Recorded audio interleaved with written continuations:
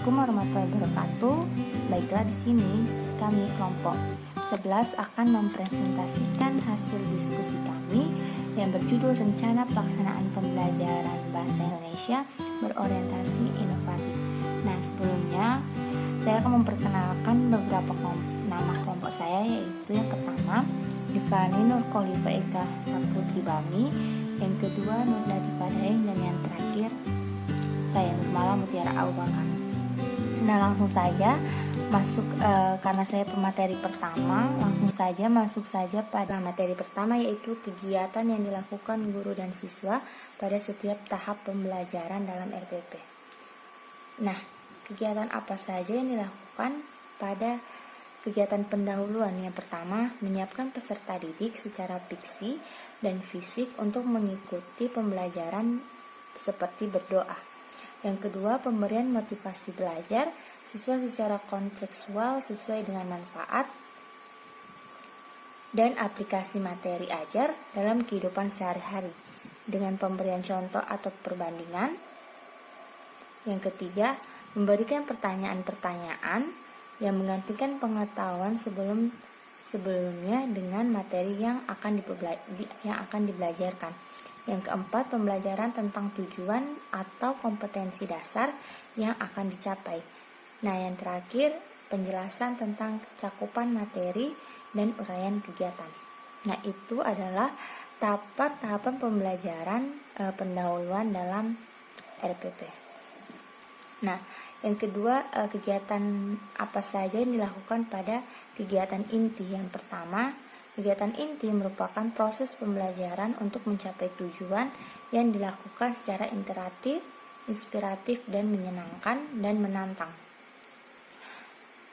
Memotivasi peserta didik untuk secara aktif menjadi pencari informasi serta memberikan ruang yang cukup bagi prakarsa, kreativitas, dan kemandirian sesuai dengan bakat, minat, dan perkembangan fisik serta psikologi peserta didik. Nah, yang kedua, kegiatan pembelajaran tidak hanya terjadi di ruang kelas, tetapi juga dapat dilakukan di luar ruangan kelas dan lingkungan sekolah. Yang ketiga, disarankan pembelajaran mencakup tahap-tahap 5M, yaitu mengamati, menanya, mengumpulkan informasi, mengasosiasi, dan menganalisis, serta mengomunikasikan dalam setiap pertemuan. Yang keempat, kegiatan-kegiatan pembelajaran pada dasarnya disalin dari silabus mata pelajaran. Kegiatan-kegiatan ini membuat pembelajaran tersebut dapat disempurnakan dengan cara menambahkan, mengurangi, atau mengubahnya. Nah, yang terakhir, kegiatan-kegiatan pembelajaran pada dasarnya dinyatakan dalam rumusan peserta didik melakukan apa bukan guru melakukan apa. Nah, jadi itulah 5 kegiatan yang dilakukan pada kegiatan inti. Nah, yang selanjutnya, kegiatan apa saja yang dilakukan pada kegiatan penutup. Yang pertama, seluruh rangkaian aktivitas pembelajaran dan hasil-hasil yang diperoleh untuk selanjutnya secara bersamaan menemukan manfaat langsung maupun tidak langsung dari hasil pembelajaran yang telah berlangsung. Yang kedua, memberikan umpan balik terhadap proses dan hasil pembelajaran. Yang ketiga, melakukan kegiatan tindak lanjut dalam bentuk pemberian tugas, baik tugas individual maupun kelompok, dan menginformasikan rencana kegiatan pembelajaran untuk pertemuan berikutnya. Baiklah, kita akan membahas tentang karakteristik penilaian autentik pada kurikulum 2013. Nah, menurut Peraturan Menteri Pendidikan dan Kebudayaan Nomor 66 Tahun 2013 mengatakan bahwa penilaian autentik ialah penilaian yang dilakukan secara komprehensif untuk menilai mulai dari masukan atau input, proses, dan keluaran atau output dalam pembelajaran. Nah, cakupan penilaian autentik ialah 3 ranah penilaian, yaitu yang pertama sikap, pengetahuan, dan keterampilan. Penilaian terhadap sikap dilakukan melalui observasi, penilaian diri, penilaian antar teman atau penilaian sebaya, dan penilaian jurnal. Penilaian terhadap pengetahuan peserta didik dapat dilakukan melalui tes tertulis atau tes tulisan, tes lisan, dan penugasan. Sementara itu, dalam penilaian terhadap keterampilan peserta didik dilakukan melalui tes praktik, proyek, dan portofolio. Lanjut ke pembahasan berikutnya tentang bagaimanakah teknik dan instrumen penilaian sikap. Yang pertama yaitu teknik observasi.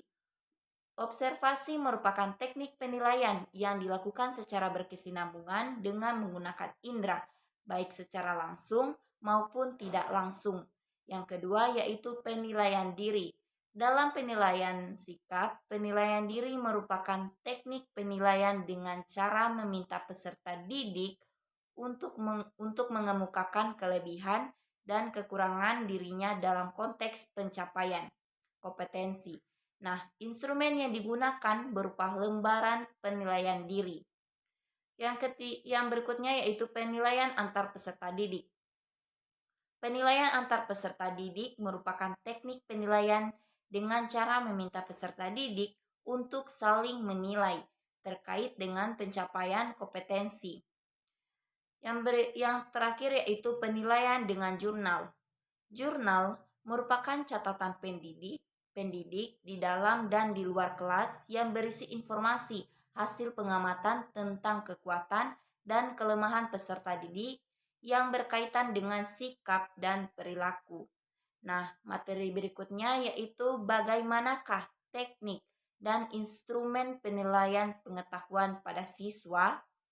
Yaitu pendidik menilai kompetensi pengetahuan melalui tes tulis, tes lisan, dan penugasan. Instrumen tes tulis berupa soal pilihan ganda, isian, jawaban singkat, benar salah, menjodohkan, dan uraian. Instrumen uraian dilengkapi pedoman penskoran. Nah, instrumen tes lisan berupa daftar pertanyaan. Instrumen penugasan berupa pekerjaan rumah dan atau proyek yang dikerjakan secara individu maupun kelompok asalkan sesuai dengan karakteristik tugas. Penilaian pengetahuan dalam pembelajaran bahasa Indonesia perlu diintegrasikan dengan keterampilan berbahasa sehingga tidak teoretis. Nah, masuk ke pembahasan tentang bagaimanakah teknik dan instrumen penilaian kompetensi, keterampilan, yaitu pendidik menilai kompetensi keterampilan melalui penilaian kinerja, yaitu penilaian yang menuntut peserta didik mendemonstrasikan suatu kompetensi tertentu dengan menggunakan tes praktik, proyek, dan penilaian portofolio. Instrumen yang digunakan berupa daftar cek atau skala penilaian atau rating scale yang dilengkapi dengan rubrik. Berikutnya tes praktik. Tes praktik ialah penilaian yang menuntut respon berupa keterampilan melakukan suatu aktivitas atau perilaku sesuai dengan tuntutan kompetensi. Nah, selanjutnya yaitu tentang penilaian proyek. Proyek adalah tugas-tugas belajar atau learning text yang meliputi kegiatan perancangan, pelaksanaan, dan pelaporan secara tertulis maupun lisan dalam waktu tertentu. Nah, baik, itulah pembahasan dari saya. Saya serahkan kepada moderator. Baiklah, itu dia pembacaan materi. Kepada pemateri selanjutnya saya persilakan. Baiklah, selanjutnya saya akan melanjutkan materi dari pemateri sebelumnya.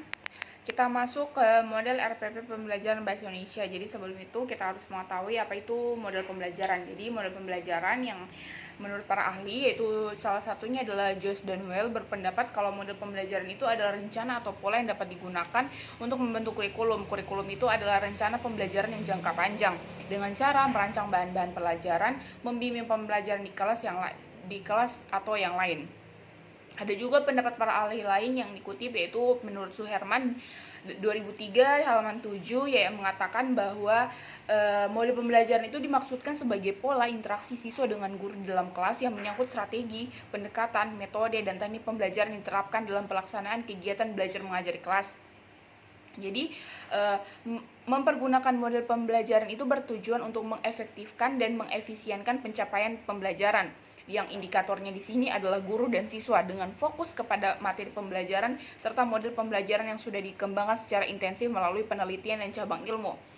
Untuk apa? Untuk meningkatkan kerjasama akademik antar peserta didik, antar guru, membentuk hubungan positif dengan mengembangkan rasa percaya diri, serta meningkatkan kemampuan akademik melalui aktivitas individu dan maupun berkelompok. Kita lanjut ke model RPP, ada model RPP. Ada model RPP pendekatan saintifik dengan penemuan atau disebut inquiry.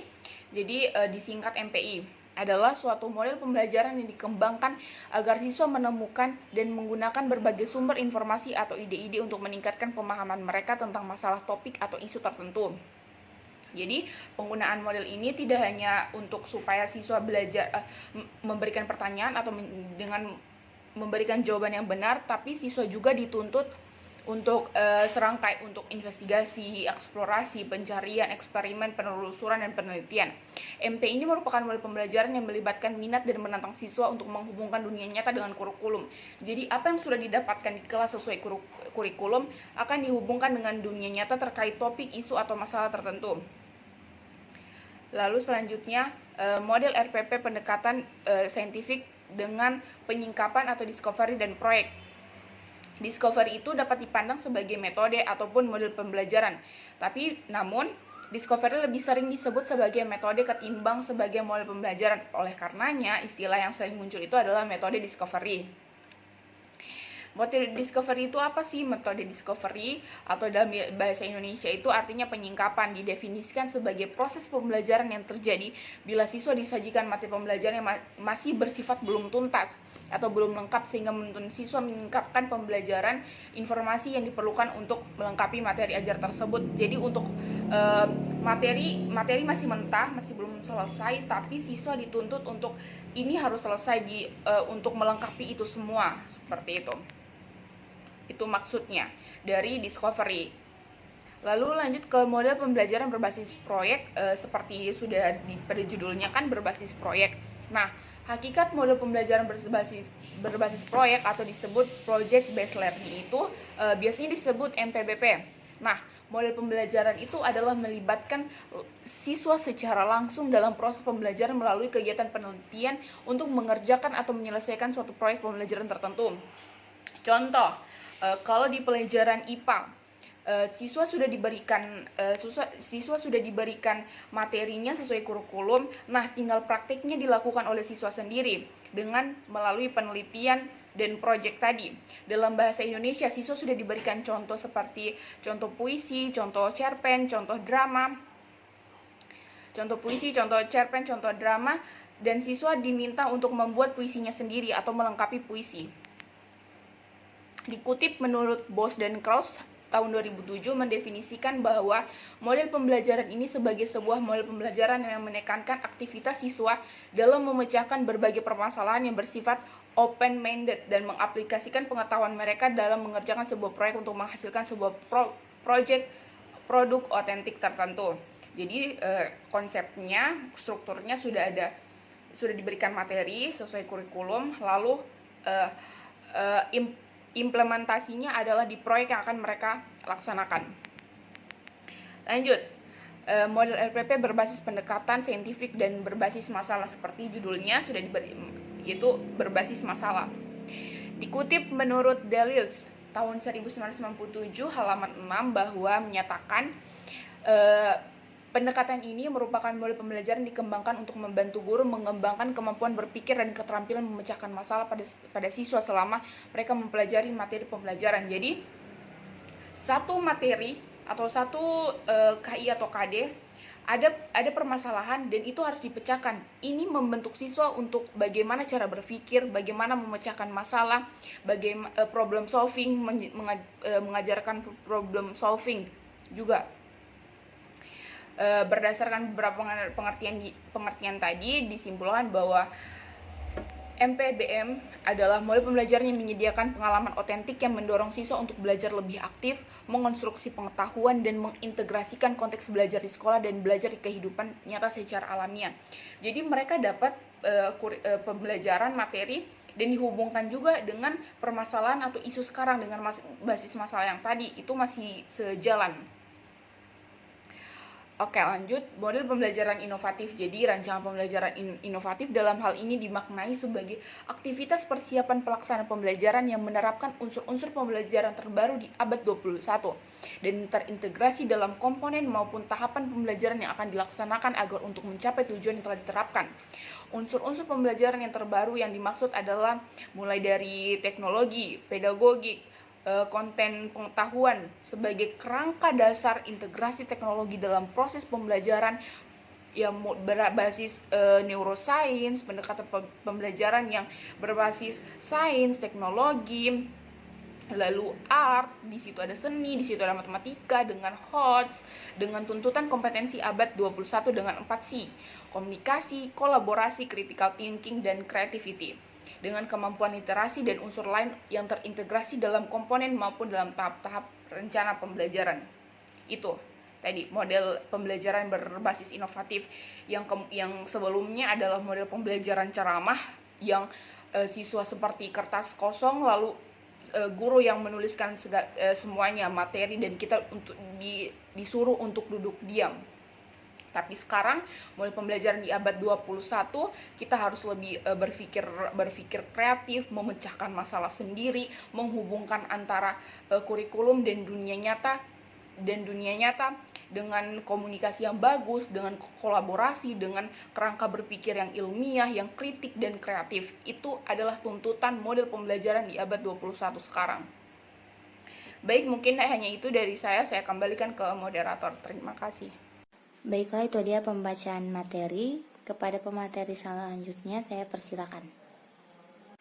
Baiklah, di sini saya akan menjawab pertanyaan dari Safira, yaitu dari slide ketiga dikatakan bahwa pembelajaran tidak hanya dilakukan di sekolah atau di kelas, tapi bisa juga di luar kelas atau di lingkungan kelas.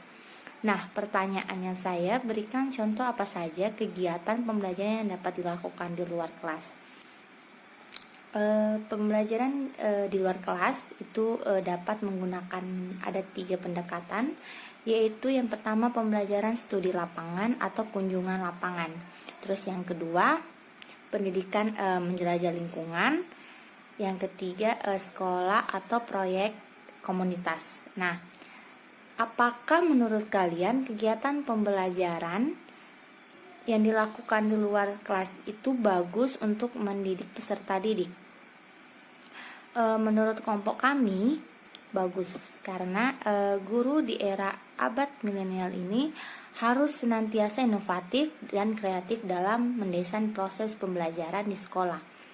Salah satu caranya adalah dengan proses pembelajaran yang digunakan yaitu dengan pembelajaran di luar sekolah.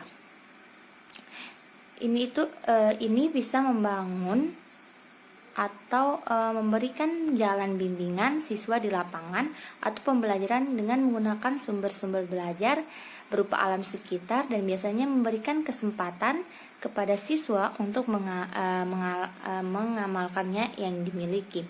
Terus dikembangkan berdasarkan kemampuan yang dimiliki. Pembelajaran luar kelas ini juga bisa menjadi proses pengasahan aktivitas fisik dan sosial serta kemampuan berkreasi. Untuk pertanyaan Ferbiansyah akan dijawab oleh Nur Nadifa Daeng. Baiklah, terima kasih moderator. Saya akan menjawab pertanyaan dari Febriansyah Toloy. Pertanyaannya, menurut kalian apa saja sih keunggulan dari model pembelajaran InQ ini? Jawabannya, keunggulan dari model pembelajaran InQ yaitu pertama, model pembelajaran InQ atau biasa disingkat dengan MPI dapat mengembangkan sikap keterampilan dan pengetahuan siswa secara mendalam dan menyeluruh. Nah, yang kedua yaitu MPI menghubungkan dan memerdekakan pembelajaran dan pengetahuan ke dalam proses penelitian serta membina kemampuan berpendapat secara lebih kreatif. Ketiga, MPI mengembangkan kepedulian, empati, dan toleransi para siswa. Yang keempat, MPI memfasilitasi pengetahuan, sikap, dan keterampilan secara simultan. Nah, itulah jawaban dari saya. Saya kembalikan kepada moderator. Pertanyaan dari Sri Mulyani akan dijawab oleh Divani Khalifa. Baiklah, saya akan menjawab pertanyaan yang diberikan oleh Sri Mulyani. Pertanyaannya adalah, kan sudah kalian jelaskan persiapan pelaksanaan pembelajaran yang menerapkan unsur-unsur pembelajaran terbaru di abad 21. Di sini saya garis bawahi adalah pembelajaran terbaru. Pertanyaannya, apakah ada pembelajaran lama? Jika ada, tolong jelaskan secara perinci. Dan bagaimana jika unsur-unsur pembelajaran tersebut tidak ada? Apakah pembelajaran ini masih dikatakan pembelajaran model inovatif? Oke. Jadi pertanyaannya itu, kalau ada pembelajaran baru apa inovatif atau tidak. Lalu kalau ada pembelajaran terbaru, maka sebelumnya pasti ada pembelajaran lama. Dan pembelajaran lama itu apa saja? Ya sudah seperti saya jelaskan sebelumnya. Salah satu pembelajaran yang lama itu adalah model ceramah dan imla. Tentu semua pasti kita sudah merasakan bagaimana kita dituntut untuk diam di depan kelas, mendengarkan ceramah dari guru, mendengarkan guru menjelaskan, menulis apa yang guru katakan, menyalin dari papan ke buku kita, atau tidak menjawab soal pertanyaan yang sudah ada di buku paket. Itu semua adalah bentuk daripada pembelajaran yang lama, yang sebelum ada berbasis masalah, berbasis proyek, inquiry, dan segala macamnya. Discovery itu pembelajaran terbaru, dan yang sebelumnya adalah pembelajaran yang ceramah tadi. Salah satu contohnya itu adalah ceramah, imla, kita mendengarkan seperti itu. Ya, oke. Masuk pertanyaan kedua, yaitu, dan bagaimana jika unsur-unsur pembelajaran tersebut tidak ada? Apakah pembelajaran ini masih dikatakan model pembelajaran inovatif? Ya, model pembelajaran inovatif. Sebelum itu kita harus tahu inovatif itu apa. Inovatif itu adalah pembaruan dari sebelumnya. Jadi dikatakan kan model pembelajaran yang lama itu ada yang ceramah kan. Nah, ceramah itu ada yang ceramah setengah atau tidak, pakai harus diajarkan oleh guru, harus diajarkan oleh teman sebangku. Nah, guru itu harus menyesuaikan dengan keadaan kelas, dengan bagaimana siswanya mampu memahami suatu materi. Nah, pembelajaran itu yang disebut inovasi, yaitu sebuah inovasi pembaruan.